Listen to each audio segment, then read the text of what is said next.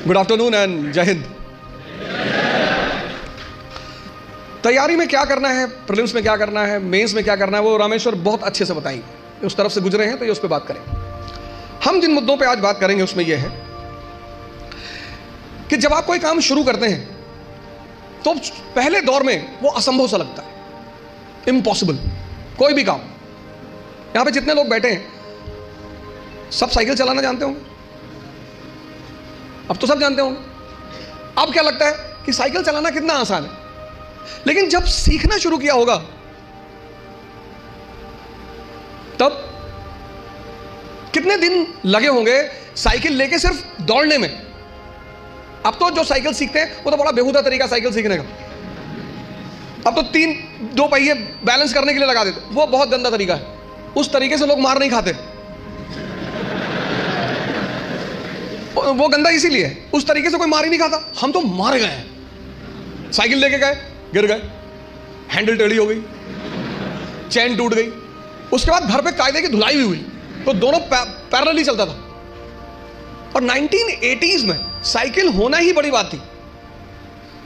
आज तो बड़ी हिकारत भरी नजर से साइकिल को देखा जाता है, लेकिन 1980 में साइकिल होना बहुत बड़ी बात। और साइकिल कोई देना नहीं चाहता, उसका एक ही तरीका होता था कि आप लेकर भागो, बस आप वेट करो।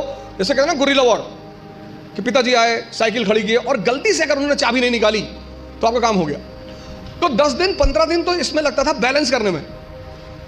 कितना असंभव लगता था साइकिल सीखना, और आज मजाक लगता है। अभी मेरी रामेश्वर से बात हो रही थी, मैंने कहा एक दिन में दुनिया बदल गई। बोले हाँ। लोग बदल गए, हाँ। मैंने कैसा लगता रहा होगा जब तुम पहली बार आए होगे आईएएस की प्रिपरेशन करने? बोले असंभव सा लगता था। अब बोले अब मजाक सा लगता है। आज ये जहां बैठे हैं वहां आईएएस मजाक है, और आप जहां बैठे हो वहां आईएएस असंभव है। तो ये असंभव मजाक में कन्वर्ट कैसे होता है?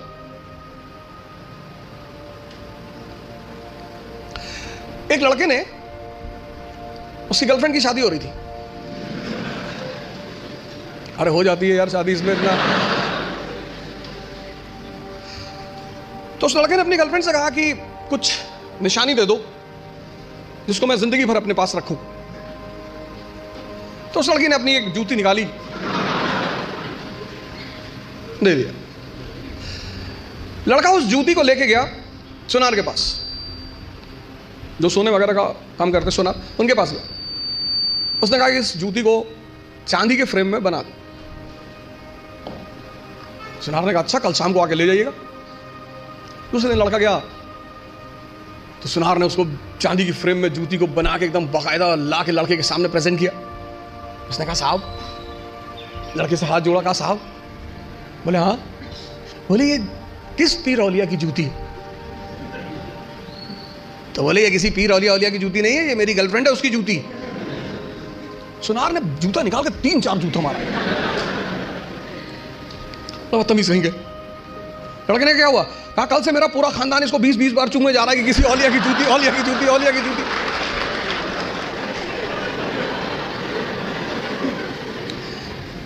सर ये हंसने की बात नहीं है, ये समझने की बात है। बिना समझे किसी फील्ड में नहीं कूदना है। यहीं से तो शुरुआत है सेमिनार की, कि तुम जहां बैठे हो वहां आईएएस असंभव है, और रामेश्वर जहां बैठा है वहां आईएएस मजाक है। तो ये असंभव मजाक में कैसे बदले, कैसे तुम यहां आकर बैठो? उसका पहला सूत्र यही है कि जिस फील्ड में भी कूदना चाहते हो पहले उसको समझो, वो क्या है, उसमें क्या करना पड़ता है, उसके स्टेजेस क्या क्या हैं, कितना समय लगता है। दुनिया में असंभव ही मजाक बनते हैं। और ऐसे सामान्य, हम इकरा की एक बहुत अच्छी अदा रही है, हम हमेशा उस एस्पिरेंट को कॉल करते हैं जिसने वो असंभव को मजाक बनाया हो। सैफिन भी आया था, उसने भी असंभव को मजाक ही बनाया था। सामान्य, अति सामान्य परिवार, अति सामान्य, सामान्य भी नहीं, अति सामान्य। सामान्य में तो कम से कम आपको खाना मिल जाता है, माँ बाप कुछ पैसे भेज देते हैं। अति सामान्य, खाने का पता नहीं मिलेगा कि नहीं, पिताजी महीने में कितना पैसा भेजेंगे। अति सामान्य।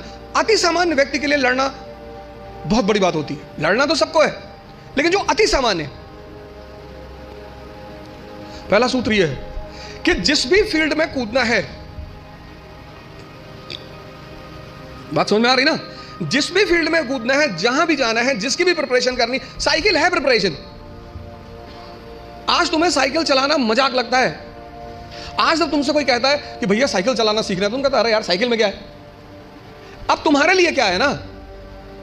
लेकिन वो जो पहले दिन लेकर चलेगा, तो पहला सूत्र जो मैं देखता हूं, मैंने बहुत सारे लड़कों को देखा पिछले 20 साल के टीचिंग कैरियर में, जो हारने की सबसे बड़ी वजह है लोगों की, वो ये है कि वो इस परीक्षा के पैटर्न को समझे बिना सिर्फ पढ़ाई करते हैं।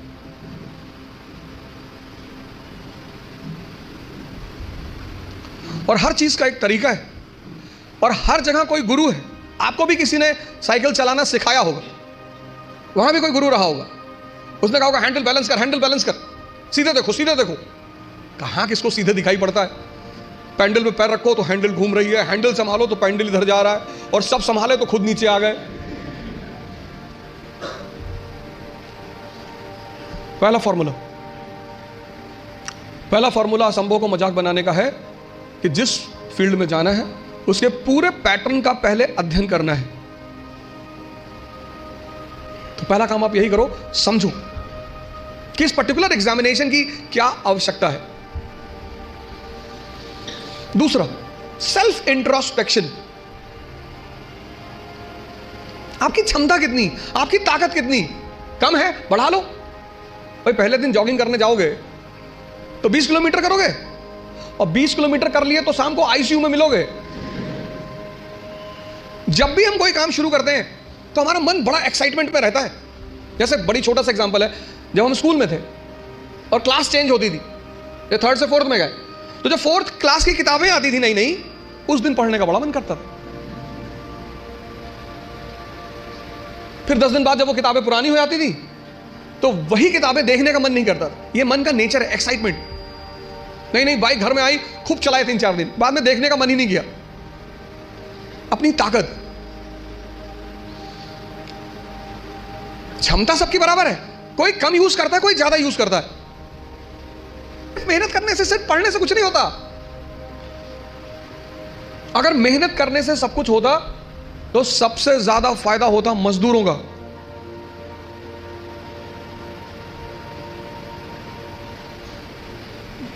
और राजा भी मेहनत करता है, मजदूर भी मेहनत करता है, मेहनत दोनों करते हैं। राजा की मेहनत छिप जाती है। क्यों छिप जाती है? क्योंकि वो फॉर्च्यूनर में चल रहा होता, तो लोग उसकी मेहनत नहीं देख पाते, उसकी फॉर्च्यूनर देखते हैं, उसका कपड़ा देखते हैं, उसका घर देखते हैं, इसलिए राजा की मेहनत दिखाई नहीं पड़ती। लेकिन मजदूर की मेहनत दिखाई पड़ती है। मेहनत दोनों करते हैं। फर्क क्या होता है? एक बिना सूत्र के करता है, बिना फॉर्मूले के करता है, कुछ भी करता है। आज ये किताब खरीद लाया, कल वो किताब ले आएगा, फिर एनसीईआरटी ले आएगा, पढ़ा जा रहा है, पढ़ा जा रहा है। सदाशिव पेट में खड़ा है यवले चाय की दुकान पे, किसी ने कह दिया पॉलिटी की नई किताब आई है, तुरंत देखेगा, अच्छा कौन सी भाई साहब? पता लड़कों ने बता दी कि ये किताब, गए बाजार से किताब लिया। मजदूर का अप्रोच नहीं है। मेहनत तो करना ही है, वो उस पर तो बात ही नहीं करनी। मेहनत तो करना ही नहीं, मेहनत पे तो सॉरी बात ही नहीं करनी। बात करनी है मेहनत के अप्रोच पे। क्षमता सबके पास है। ये 2 पेट हैं, मैं बार बार कहता हूं, एक पेट ये, एक ये। तो अगर ये 4 रोटी हजम करता है और पहले दिन तुमने इसे किसी दिन 15 रोटी दे दी, वॉमिटिंग शुरू। जितने लोग तैयारी शुरू करते हैं, मैंने देखा शुरुआत में इतना पढ़ना शुरू करते हैं, पहले दिन से 10 घंटा 15 घंटा आराम से। आपको पता नहीं, आपको लगता नहीं कि ये पेट है ना, हजम करना होता है, सिर्फ अंडरलाइन करना नहीं होता। मैंने 98% स्टूडेंटों को देखा है, वो किताब को अंडरलाइन करने को पढ़ाई मानते हैं। इस हॉल में कितने लोग हैं जो न्यूज़पेपर नहीं पढ़ते हैं? नहीं पढ़ते, नहीं पढ़ते। सारे लोग न्यूज़पेपर पढ़ते होंगे, 2-4 होंगे जो अभी नहीं पढ़ते होंगे, बाकी सारे लोग पढ़ते हैं ना, है ना? अभी जापान के एक नेता है शिंजो अबे, उनकी हत्या हुई। उनकी पॉलिटिकल पार्टी का क्या नाम है? हाँ?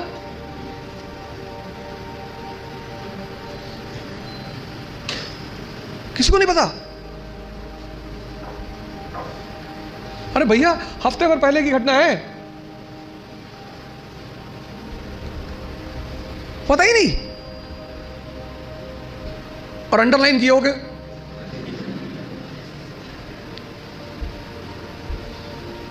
कितनी बड़ी, कितनी लाइव एग्जांपल देखो।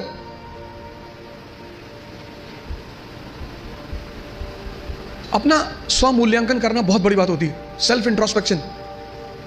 कभी कभी एहसास होता है हमें कि हम बहुत काम कर रहे हैं, कुछ होता नहीं उस वक्त। बात समझ में आ रही ना?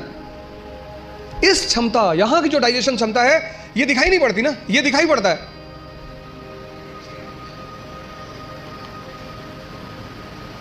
ये पेट दिखाई पड़ता है, ये पेट दिखाई नहीं पड़ता।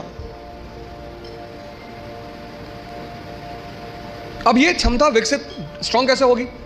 बड़ा प्यारा फॉर्मूला, सेकंड फॉर्मूला। क्षमता बढ़ानी है मन की, हजम करने की, बहुत प्यारा, जो कि फिर 98% लोग नहीं करते। तुम बिना सोचे पढ़ सकते हो,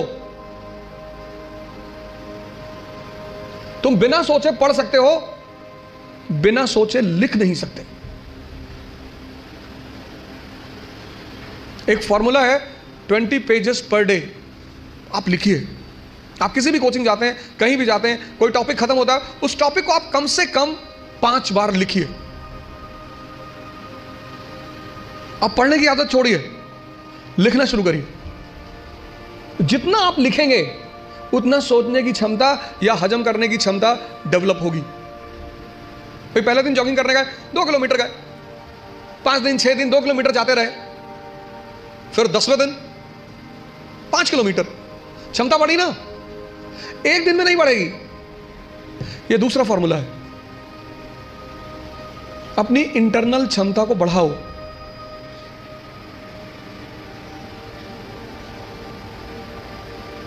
नहीं बात क्लियर हुई? हाँ? कितने लोगों को इस बात का वो रहता है, मुझसे बहुत सारे लोग मिलते हैं, सर हमें कुछ याद नहीं रहता। आपने हजम ही नहीं किया। मूवी आपको पूरी याद रहती है ना, नॉवेल पढ़ा आपने, पूरी याद रहता है, पूरा नॉवेल, एक एक लाइन, एक एक कैरेक्टर याद है। ये क्यों नहीं याद है? क्योंकि आपने हजम करने की कोशिश नहीं की। ये दूसरा फॉर्मूला। अपनी इंटरनल कैपेसिटी को पहचानो, पहचानो। यही तो है सेल्फ इंट्रोस्पेक्शन। और अगर वो कम है, बढ़ा लो। 3 महीने, 90 दिन का कोर्स है ये। 3 महीने, 3 महीने अगर 20 पेजेस लिख ले गए तो तुम बिलीव नहीं करोगे कि तुम्हारे सोचने की क्षमता कितनी डेवलप हो जाएगी, हजम करने की क्षमता कितनी डेवलप हो जाएगी। ये दूसरी चीज, अपना मूल्यांकन, अपनी ताकत को समझना कि मेरा पोटेंशियल लेवल क्या है। क्लास खत्म हुई, आप घर गए, आप जो 2.5 घंटा पढ़ा है उसको रीराइट करने की कोशिश करो। संभावना है कि आप सिर्फ 30% लिख पाएंगे, शायद। कुछ लोग तो 10% भी नहीं रिकॉल कर पाते। तो पहला काम क्या करना है? एग्जामिनेशन पैटर्न को समझना है। ये क्या है, कैसे है, पहला चरण क्या है, सेकंड, दूसरा चरण क्या है, तीसरा चरण क्या है। दूसरा क्या करना है? सेल्फ इंट्रोस्पेक्शन करना है। सेल्फ इंट्रोस्पेक्शन करो। दूसरा काम, अपनी क्षमता को पहचानो। अगर कम है, अगर तुम 2 किलोमीटर सिर्फ वॉक कर सकते हो एक दिन में, कोई बात नहीं, उसको 25-30 किलोमीटर तक पहुंचाओ। इन सब लोगों ने यही किया, अपनी क्षमता को पहचाना, सेल्फ इंट्रोस्पेक्ट किया, उसमें को बढ़ाया। हम जब तैयारी करने आए थे, हमको कुछ नहीं आता था।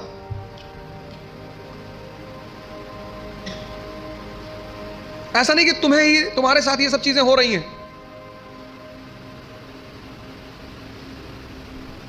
तो पहली बात,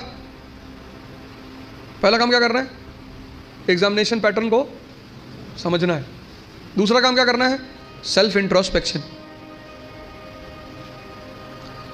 तीसरी बात, कहावत है हिंदी में, लकीर के फकीर। पहले उनको एक ट्रैक पे रख दो, वो उस ट्रैक से कभी हटेंगे ही नहीं। उतना ही करेंगे जितना बताया जाएगा। उतना ही बोलेंगे जितना कहा जाएगा। जो जिंदा दिमाग है, जिंदा, वो अपने समय को, जैसे अगर आप आईएएस मेंस का पेपर देखें तो 1970s के जो क्वेश्चन थे वो अलग थे, 1990s के क्वेश्चन अलग हो गए, फिर 2000 के बाद क्वेश्चन बिल्कुल अलग हो गए, और आज तो जो मेंस का पैटर्न है क्वेश्चन पूछने का वो तो एकदम पलट चुका है। अमेरिका का एक विद्वान था थॉमस जेफरसन, उसने कहा किसी भी संविधान को सिर्फ 19 साल चलना चाहिए। थॉमस जेफरसन, जब अमेरिका में संविधान लिखा जाने लगा तो उसने कहा किसी भी संविधान को सिर्फ 19 साल बस, क्योंकि 19 साल बाद बहुत सी चीजें बदल चुकी होंगी, तो जब चीजें बदल जाएंगी तो फिर संविधान लिखा जाएगा बदली हुई परिस्थिति के हिसाब से।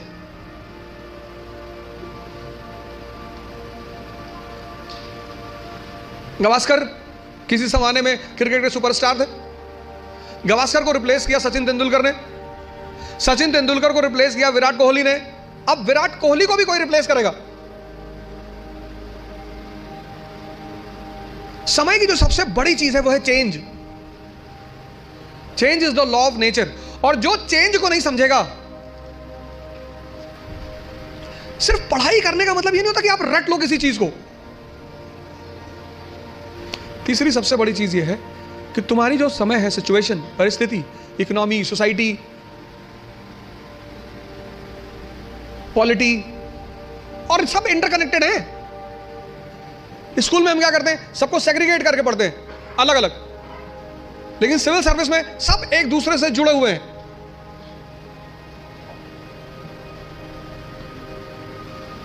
तुम्हारी जो परिस्थिति है, तुम्हारा जो समय है, उसको देखना, उस पर गौर करना बहुत जरूरी है।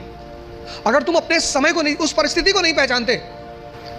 17s का क्वेश्चन पेपर अलग था क्योंकि तब इकोनॉमी और सोसाइटी अलग थी, 80s का क्वेश्चन पेपर अलग था क्योंकि तब इकोनॉमी और सोसाइटी अलग थी, 91 के बाद तो ड्रास्टिक चेंज आया, एलपीजी, तुरंत यू टर्न मारा एग्जामिनेशन पेपर ने, और अब एकदम अलग परिस्थिति दुनिया में चल रही है। पूरी दुनिया में, कहीं एक जगह नहीं चल रही है, पूरी दुनिया में।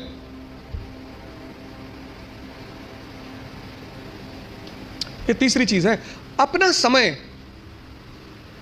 सिर्फ ये नहीं किताब ले लिया रटे जा रहा है, एलपीजी क्या है, कनेक्टिविटी।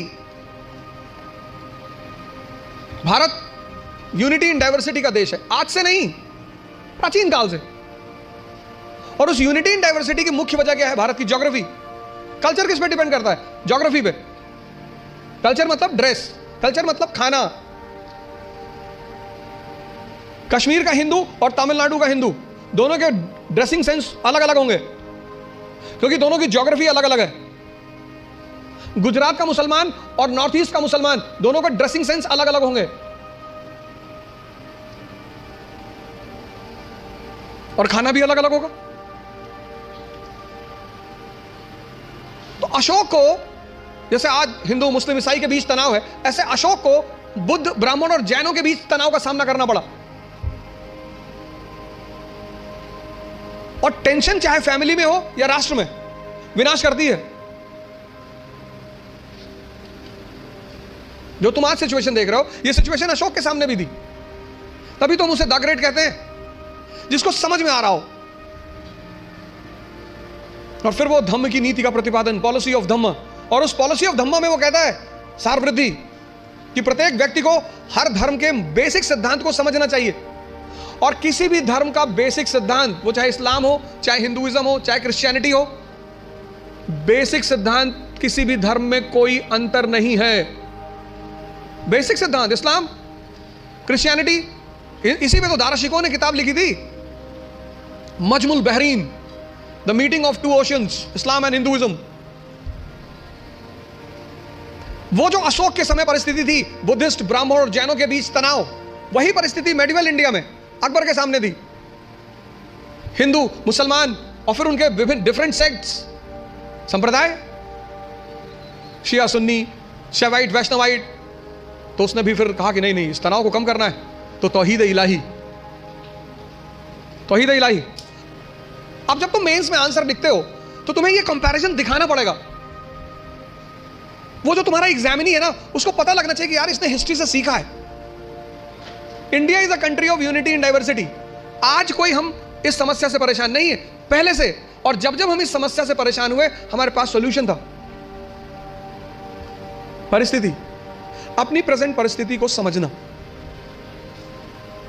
राष्ट्र की आर्थिक स्थिति, economic condition, social condition, political condition, cultural condition, ये 3 काम कर लो आप। और अगर ये 3 काम आपने कर लिया तो आप भी कल यहां बैठोगे और असंभव को मजाक बना दोगे। पहला काम, पूरा एग्जामिनेशन पैटर्न को समझो। घर जाकर नहीं समझते हो, जहां कोचिंग में पढ़ते हो उस टीचर से पूछो कि सर ये है भी क्या क्या क्या है सर, डिमांड इनकी क्या है सर, ये बेस में क्या चाहते हैं सर, ये प्रीलिम्स में क्या चाहते हैं। कितना पढ़ोगे यार? अगर तुम एक बार सिलेबस उठाकर देखो आईएएस का, तो सिर्फ सिलेबस देखकर ही तुम्हारी हालत खराब हो जाएगी। कोई तो फॉर्मूला होगा जो इन लोगों ने फॉलो किया होगा और प्रीलिम्स निकला। इस दुनिया में हर कोई भी आदमी ओमनीसिएंट नहीं है। अभी आप हमसे 4 क्वेश्चन पूछ लो, हो सकता है मैं ही जवाब ना दे पाऊं। दूसरा, सेल्फ इंट्रोस्पेक्शन करो, अपनी क्षमता को चेक करो। और तीसरा, अपनी परिस्थिति को समझो। इन सबके साथ ये 3 बातें क्लियर हुई ना? इन सबके साथ जो चौथी बात, जो मतलब मुझे बोलना ही होता, जीवन मतलब युद्ध। ये लास्ट बात। या तो आप हंस हंस के लड़ोगे या रो रो के लड़ोगे।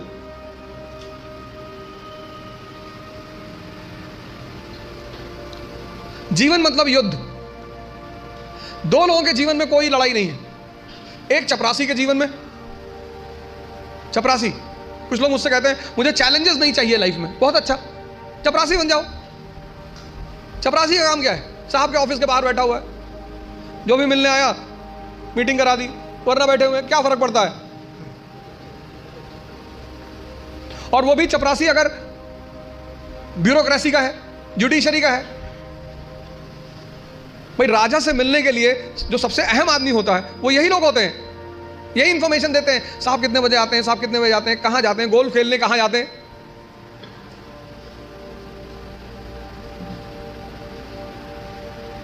और या फिर जो लोग हरिद्वार चले गए, जिन्होंने कहा भैया हमें नहीं बनना आईएएस, हमें प्रधानमंत्री नहीं बनना, हमें कुछ बनना ही नहीं।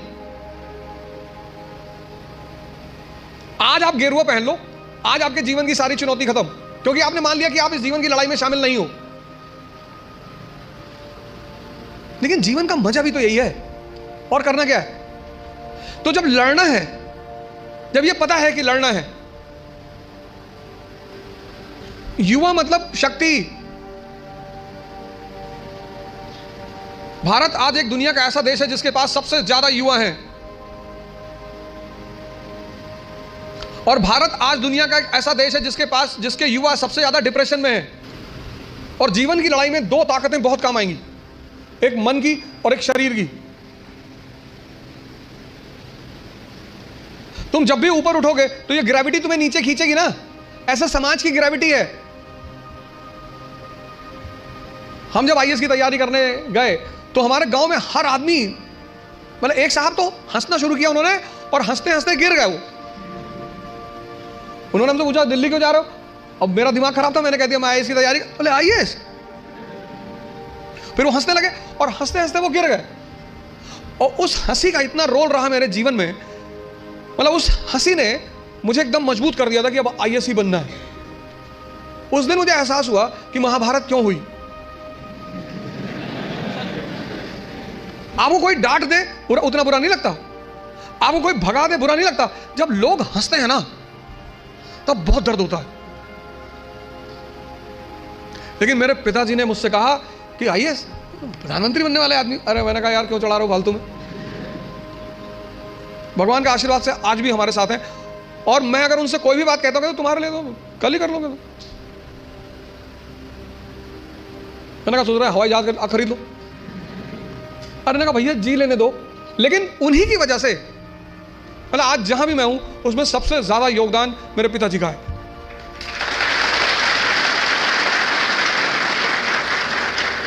और वो योगदान क्या है सबसे ज्यादा बड़ा? उन्होंने मुझे कभी निराश नहीं किया। हमेशा हर चीज में, अरे तुमसे क्यों नहीं होगा, तुम ही करोगे। तो मैं सब लोगों से यहां रिक्वेस्ट करूंगा कि आप योग और ध्यान से जरूर जुड़ें। ध्यान किसी धर्म का नहीं है, उस ध्यान पर किसी धर्म विशेष की मोनोपोली नहीं है। ध्यान का सीधा सा मतलब है अपने मन को समझना। आप में से बहुत सारे लोग हैं जो 10 घंटा पढ़ना चाहते हैं, लेकिन ये पढ़ने ही नहीं देता होगा। तुम्हारी जीत किस पर निर्भर करती है? अगर इससे तुम्हारी दोस्ती हो गई और तुम जो करना चाहते हो उसमें ये तुम्हें सपोर्ट करने लगा, या तुम उठे सुबह, तुमने डिसाइड किया कि आज मैं 4 घंटे पढ़ूंगा, और तुम्हारा मन तुम्हारे साथ बैठ गया और 8 घंटे बीत गए, तुम्हें पता ही नहीं चला, वही तो ब्लेसिंग है। और तुमने टारगेट बनाया कि 6 घंटे पढ़ूंगा, और 60 मिनट बाद तुम चाय पी रहे हो, बाहर खड़े हो गए। और चाय पी रहे हो तो बुरा नहीं कर रहे हो, चलो अच्छा कर रहे हो। तुम्हारा जो डिस्कशन है, तुम जब भी लोगों से बात करो, तुम ये गौर करो कि किस मुद्दे पे कर रहे हो। सुष्मिता सेन शादी कर रही है,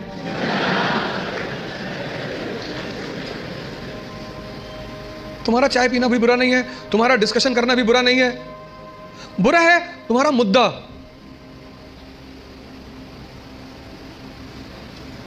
चलो बाहर निकल ही आए, बात कर रहे हो, कोई बात नहीं, तो किसी ऐसे मुद्दे को उठाओ जिससे, और डिबेट का मतलब झगड़ा नहीं, डिबेट का मतलब एक्सचेंज ऑफ इंफॉर्मेशन। पूरी जिंदगी तुम ये कभी नहीं कह पाओगे कि अब मुझे सब कुछ आता है, और जिस दिन तुमने ये कह दिया, किसी मेंटल हॉस्पिटल जरूर चले जाना।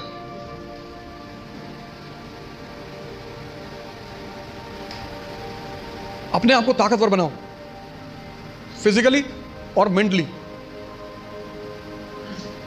क्योंकि यही ताकत तुम्हारा उत्साह बनेगी।